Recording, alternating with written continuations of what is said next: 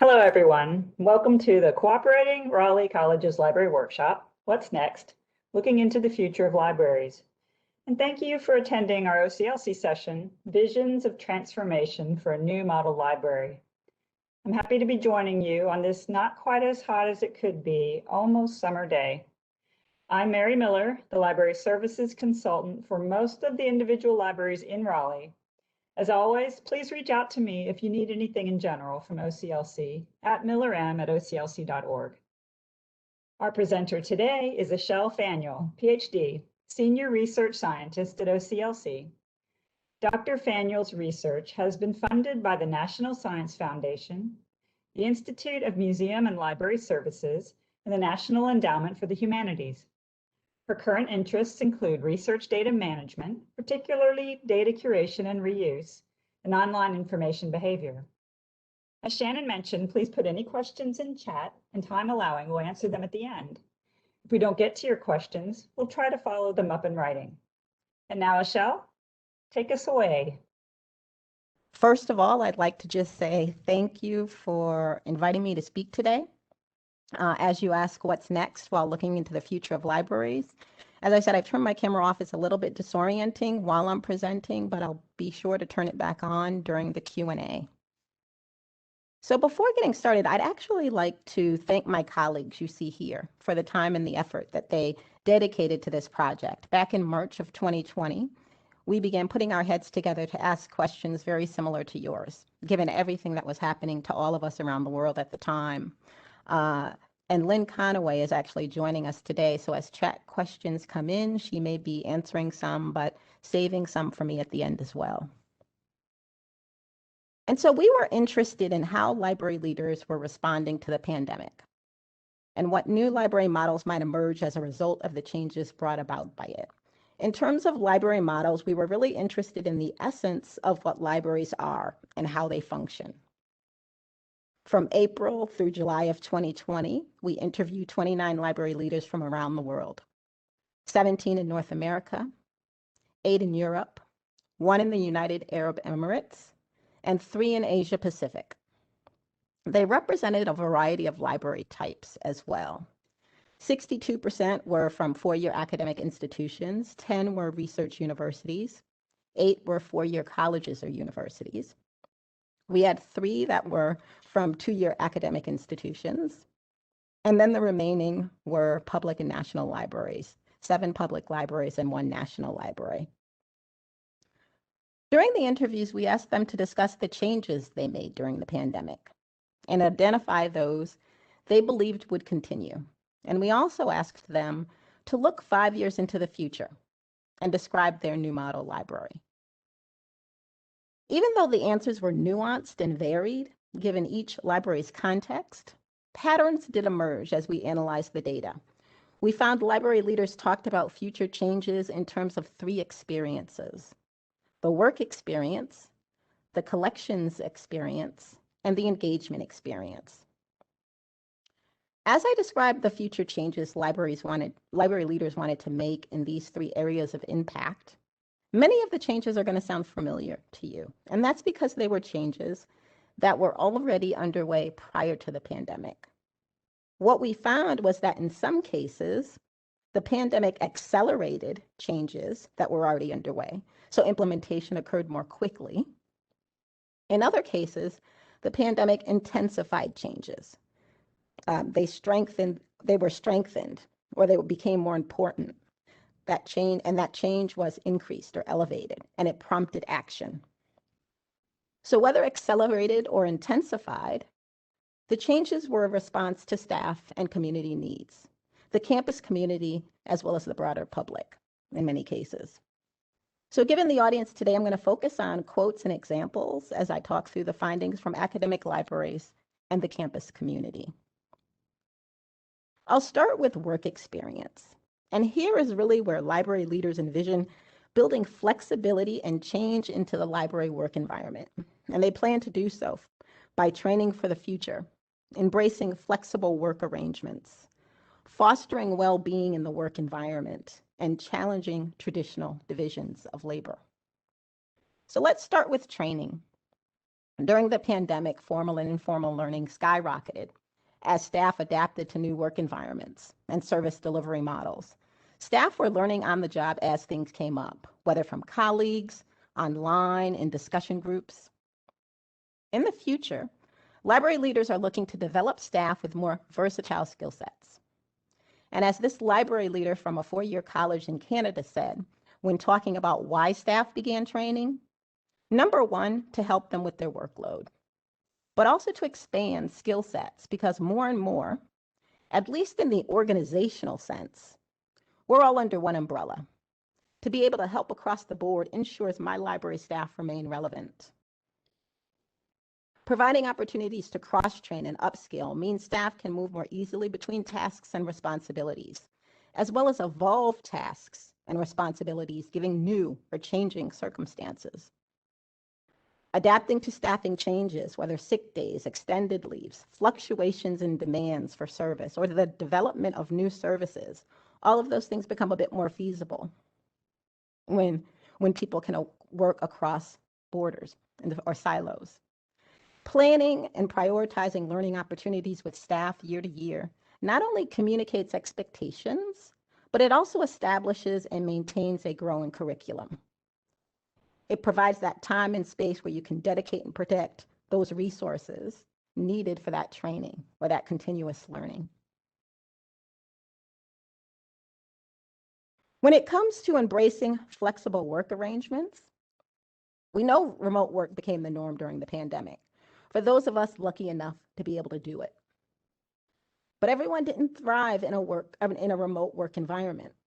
What people did welcome, though, was the flexibility that came with remote work in terms of when they worked or where they worked, and having those decisions be their own given what was happening day to day.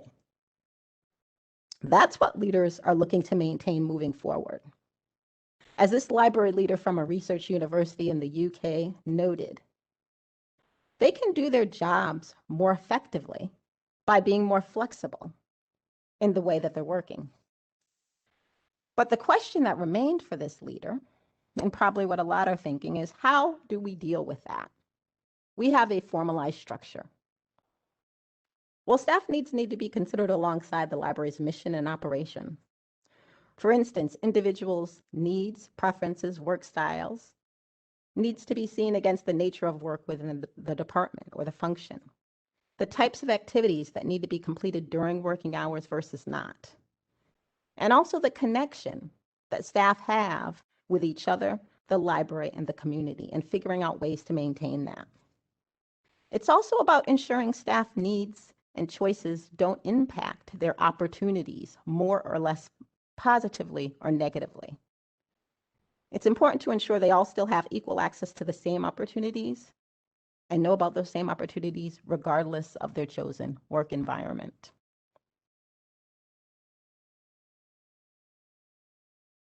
Let's face it, there was a lot going on last year, and it made us put well-being front and center. We saw and heard a lot of tragedy, and we couldn't escape it because our movements were restricted, but we also had to pay attention to what was going on so we could figure out what to do. It seemed like things were changing day to day. And for those of us lucky enough to continue to work, the balance between work and home life was harder. Even for those who typically juggle everything, right? The demands seemed more intense. The demands seemed more long-lasting. We were experiencing so much risk and uncertainty and change.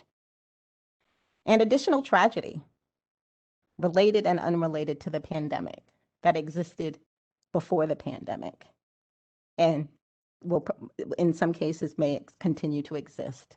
We had the daily COVID counts, the long lines at food banks, disproportionate COVID deaths for people of color, hate being expressed against Asian communities verbally and physically, police killings of George Floyd and Breonna Taylor and others.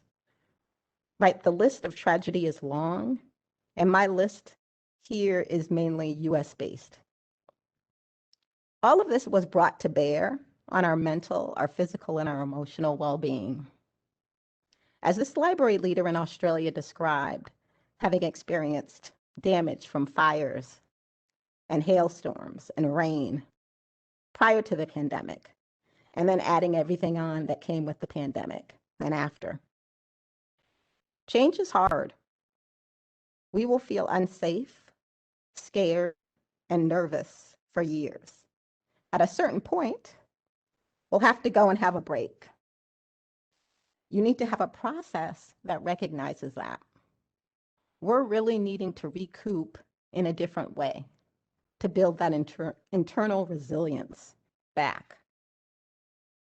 Although library leaders recognized and responded to staff well-being through their words and their actions the best they could from a distance, which is hard, right? They also acknowledged the need to prepare for the future by evaluating what's in place to foster well-being in the work environment. They want to make sure the phrase fostering well-being is well supported by actions, that it's steeped in culture, and that the policies and activities in place are well aligned with it, that they're modeling the behavior they want staff to embrace. It's tough work, it's ongoing work, but it's important work. I'm going to shift to talk about that fourth area, organizational structure. Because during the pandemic, traditional divisions of labor practically disintegrated as staff jumped in to help colleagues and other community members at different service agencies. They balanced staff workloads, they improved efficiency, they expanded and modified their services, and they demonstrated value in new ways to folks on the campus community. People didn't realize that they could do what they were doing. This prompted library leaders to think about long-term structural changes. As this library leader at a four-year college in the US said when talking about the library's departmental structure, now the lines are blurred and the walls are down. So we all kind of do the same thing. And I think that's a good thing because we can get more done. The question becomes, right, how to leverage that to reach or increase organizational capacity without overworked staff. Right, looking at future structural changes, leaders are thinking about what staff expertise they have and can develop. They're also thinking about the library's mission, the needs of the community. And given all this, they're asking questions like whether, and if so, which departments can be created or combined to better align activities and respond to planned and unplanned changes. For instance, integrating reference and instruction functions to support consistent messaging and services. For some small libraries, the question may be, is a department-based structure necessary? Or can I rely on cross-training and empower staff with broad knowledge and skills to work where needed? Others are wanting to figure out ways to more closely align their structure to their institution's mission. So in terms of work experience, just in summary, it's about cross-training, broadening staff skill sets so workloads are balanced, ready for planned and unplanned changes. In terms of maintaining flexibility, it's about talking to staff. Right? And doing and figuring out what to do and what's working for them, and remaining open and flexible around making those changes. It's a living process as you figure it out. In terms of modeling behavior, it's put here and it really speaks to well-being, but it's a thread that runs throughout all the experiences. And then related to cross-training, working more broadly across organizations, bringing in different perspectives to bear and new ideas for more efficient service. So with that, as Shannon said, we were going to do a couple of polls today. And this first one is around work experience. Where do you see the biggest opportunities for your library staff?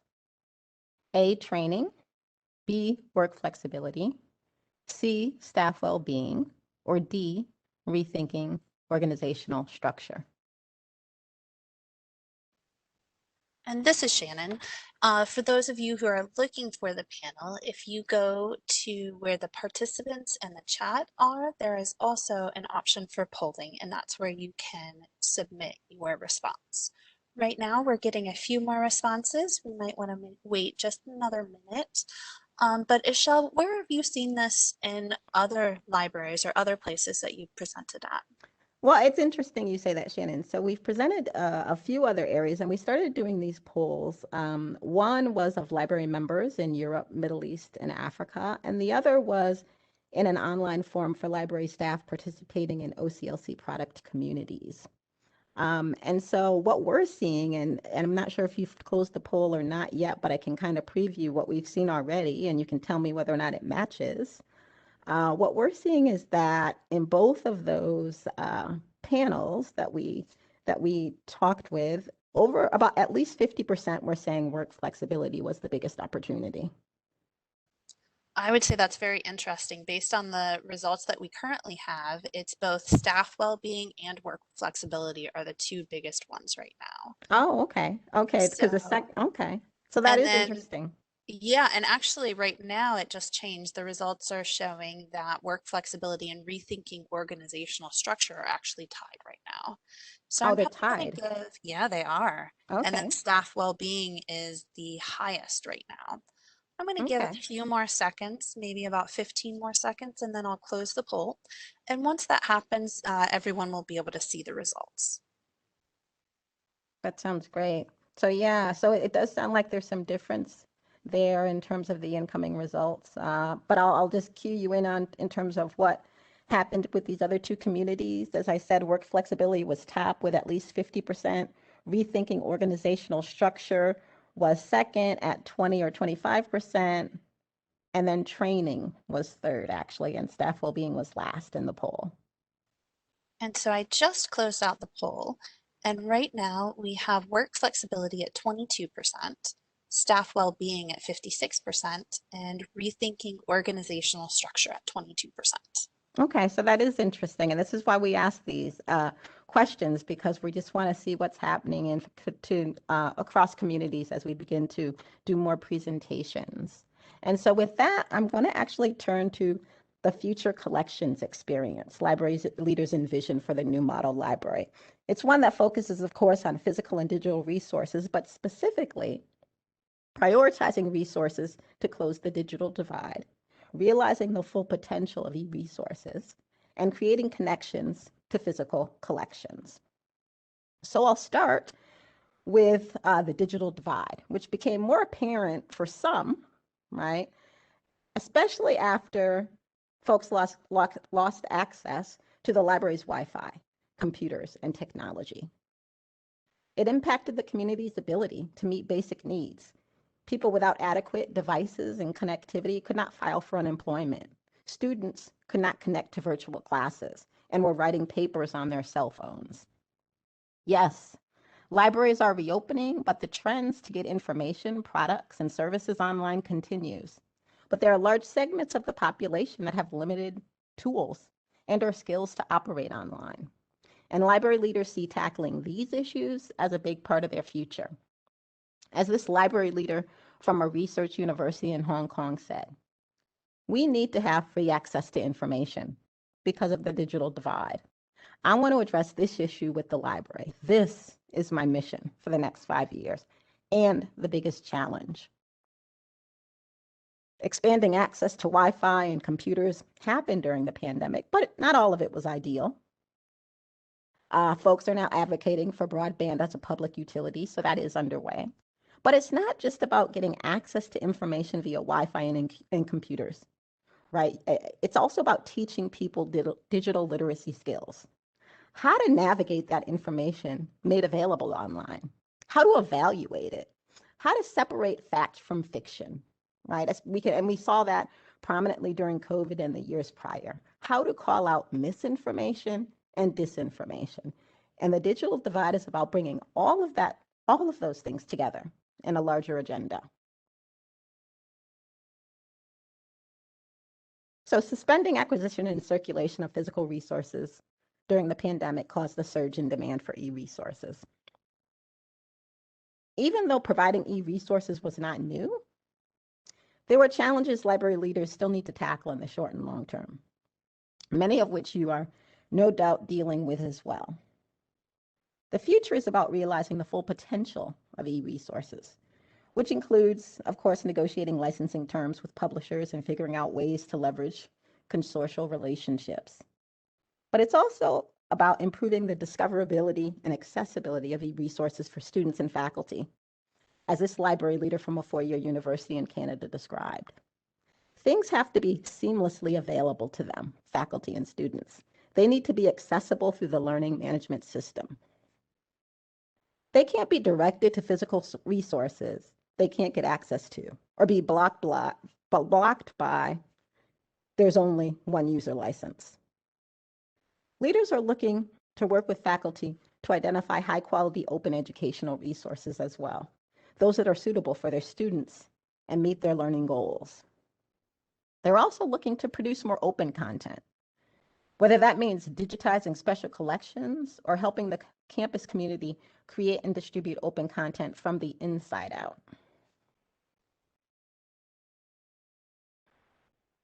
The surge in e-resources doesn't mean physical resources are going away, though. They continue to be an essential part of library offerings. They continue to be important for people learning how to read or learning another language, as well as for some research communities, such as the humanities and the social sciences. So it's not about getting rid of them. It's instead about creating connections to them. Contactless discovery and delivery started during the pandemic with readers' advisory services and curbside pickup. Determine which discovery and delivery services that were created out of a necessity during the pandemic can be converted to a convenience offering in the future. Leaders are also thinking about designing new policies and workflows for other technology-mediated discovery and access mechanisms for physical materials. For instance, providing virtual access to special collections and archives. Virtual reading rooms or video conferences are options. Or allowing people to order items through an online seller for delivery to their home or their office. It's not an either-or choice between digital and physical. It's about thinking about the two as existing on a continuum, right? And finding that balance that meets community needs and allows for the internal and operational changes that need to happen within the library, and having those things meet. So in summary, part of addressing the breadth of the digital divide is communicating to others that it's not just about Wi-Fi and computers. In terms of acquiring and creating open content, it's about looking for those open educational resources, but also exposing the world to what's going on at your university in terms of the research and the data that scholars put out, or other scholarly outputs and digital scholarship, or their own educational resources. And then it's also about developing those new acquisition and delivery models. What worked during the pandemic, but needs to be formalized in terms of workflows and policies to go from a necessity to a convenience. And with that, that takes us to the second poll, which should be up on your screens now. Which of these is your library's top priority for collections? E-resources, which is selection A, selection B, physical collections, or C, resources that address the digital divide. And Ixchel, as we are beginning to get some responses in, we're seeing a few different results. So right now we are split evenly with e-resources and physical collections, both at 50%. Oh, that's interesting. We'll wait a few minutes to see if any others chime in. I think that sounds great. Okay. What have you seen in some of your other results that you've seen? The two groups that we talked to earlier in the year, both for their top priority chose e-resources at 72 and 66%. The other two options were a distant second and third. So resources that address the digital divide were 17% for both of those groups. And physical collections came in third at 9 and 15%. Looks like we are continuing to get a few more responses, so I will wait just a few more seconds and then I will close the poll But right now it's been going back and forth, but it looks like we are split still evenly with e-resources and physical collections. Okay, great. Another instance where we're seeing some differences and some, which is nice to see. And I'll circle back to that towards the end of the presentation. So I'm gonna move on now to talk about engagement experience. And it was the community's reaction to the absence of the library building that inspired library leaders to think about the future of engagement for the new model library. They see it as one that takes place in the building, online, and in the community. So wanting to take a holistic approach when creating engagement experiences in the future, they're looking to partner with a purpose, be strategic about going virtual, and invite engagement in physical spaces. So partnering is not new to library leaders, and they relied on it, or staff. They relied on it heavily during the pandemic, whether professional associations, consortia, personal networks, other departments or areas on campus. Excuse me, as I catch up with myself. But what they're doing is really, they're looking to boost the value of the engagement experiences they create in ways that are beneficial for them, their partners, and the community they support. So it's about doing more to coordinate complementary expertise and resources to create more integrated full-service solutions to community needs. People, the community, when I have a need or I want to solve a problem, I see it as a singular need or problem, even though there may be steps to it, right, in terms of getting it done. It may require different areas of expertise and resources. And partners are really looking at bringing together those areas of expertise to provide one point where someone can go. So for instance, academic library staff with expertise in instructional technology might seek partnerships with student services, IT, and faculty to support student success at a single point. As a library leader at a four-year college in the US said, the library has all of these resources. Make them available. Put a good chunk of them online. And if you're wanting to talk about educating our community, let's partner on this. Leaders also want to work alongside their partners at the partner's location to listen, observe, and learn how the libraries can contribute. They want to extend the library's reach beyond current locations and communication channels, so partners in the community can see what the library can offer in a new light and provide immediate firsthand insight into their specific challenges, right? And make those changes on the fly to meet those needs, to address those challenges. They also want to create an engaged network of partners that support common goals, but also cross-communication efforts that highlight the value and the impact each partner brings to the relationship. And then take all of that, right, to the decision makers and the funders to tell their stories, to demonstrate their value.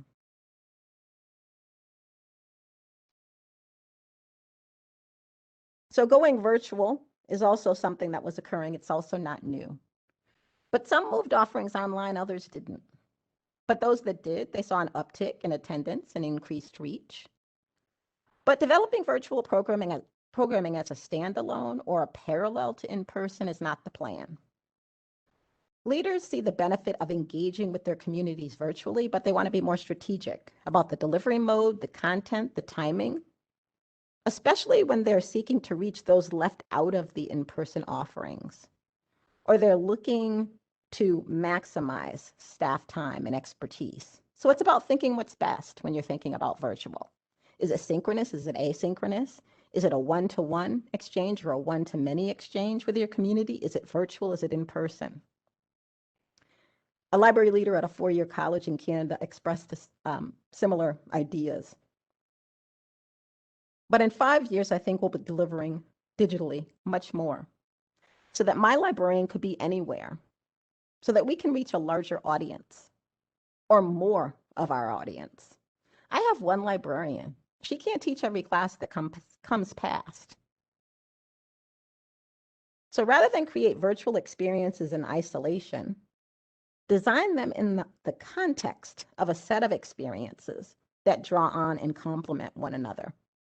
For instance, by using both virtual and in-person experiences to deliver programming, leaders can pool resources across libraries to create that virtual content that's foundational, that everyone needs to know, and then personalize that in-person content to the needs of their campus.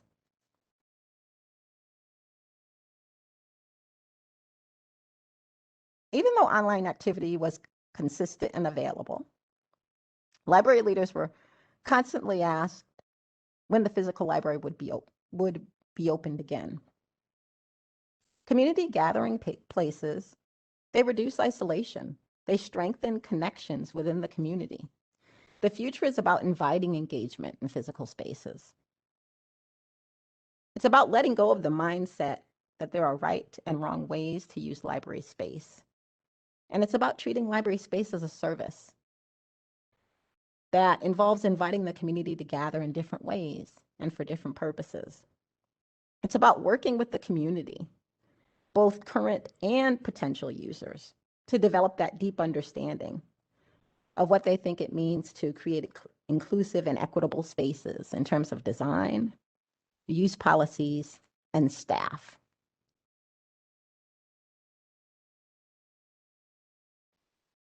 So in summary, those partnerships are really about creating a more integrated full service offering that meets the community's full need at one point. In terms of virtual content, it's about thinking about it in the context of other engagement experiences and really thinking about a suite of engagement experiences that build on and complement one another. And lastly, it's about treating library space as a service, right? A supply, you're meeting a public need. And in this case, it may not have any predefined notion of what or how it's used. That makes it a bit tough, but it also makes it a bit exciting and allows for innovation to meet a wider range of community needs. So with that, we'll go to the last poll, which asks, which of these will be the most important for your library in the near future? Partnerships, which is selection A, virtual engagement, which is selection B, or selection C, engagement in the physical space.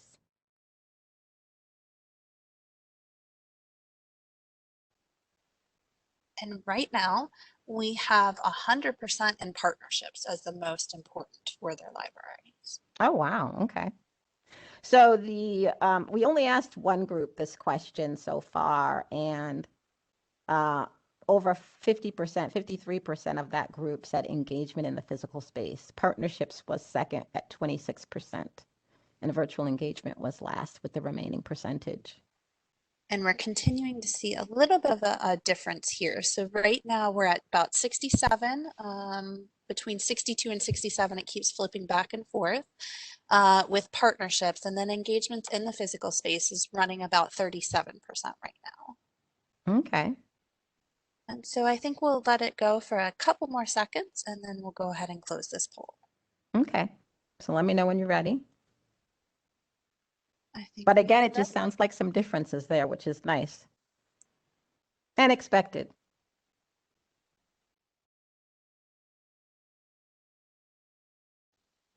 And I've gone ahead and closed the poll results, and the final results are 62% with option A of partnerships and the 37% with C.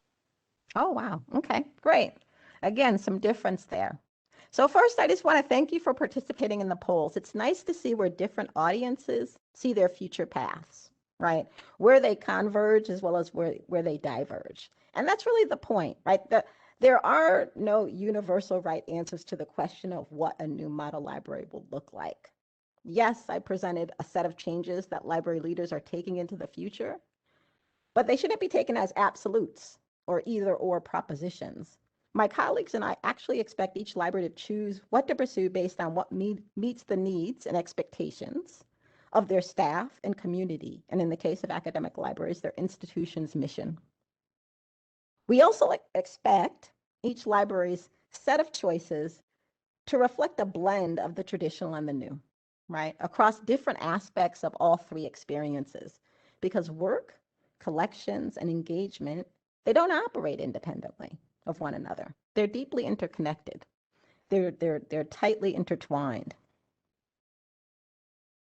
So this project was designed to really be a snapshot of one moment in time. And the hope is that the collective view presented through the findings I shared today can serve as a point of reference. As you spend the coming weeks and months deciding what's next when you're looking into the future of your libraries, my hope is that we've given you things to think about and questions to ask yourselves and each other as you map out your library's directions. So what's next for us is continuing work in this area. We're going to be publishing our findings as an OCLC report. We'll start to convene discussion groups with library leaders and staff, hold webinars to present our findings broadly as I've done today, or maybe even on specific topics related to our findings if there's interest. And then we also plan to follow up with those we interviewed in 2020 through virtual focus group interviews to see what's changed since our last interviews. And so with that, I'll say thank you for taking some time to listen today and see if there are any questions or points of discussion.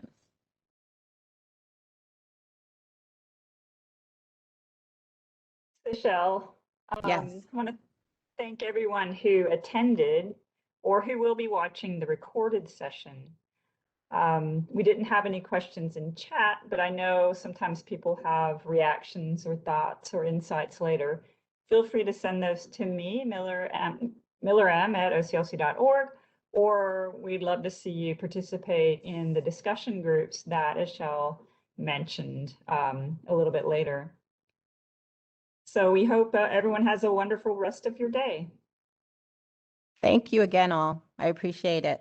I look forward to hearing what happens as you decide what your future will look like.